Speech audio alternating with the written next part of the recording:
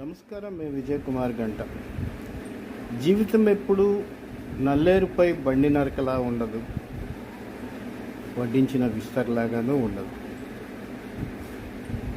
సంతోషాన్ని ఇస్తుంది, దుఃఖాన్ని ఇస్తుంది.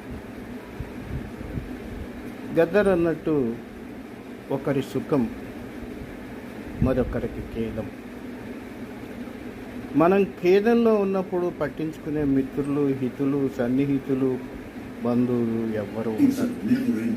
అంత మాత్రం చేత జీవితాన్ని చూసి ఎప్పుడూ కంగారు పడినవసరం లేదు. కరిగిపోయే ఓ కొవ్వొత్తును చూడు, అది కరిగిపోయే అంతవరకు తుది వరకు వెలుగునే ఇస్తూ ఉంటుంది. మనం మంచి కోసం ప్రయత్నిస్తున్నప్పుడు, మనం జీవితంతో ఎదురీడాలి అనుకున్నప్పుడు తుది వరకు పోరు చేయగలుగుతూనే ఉంటాం.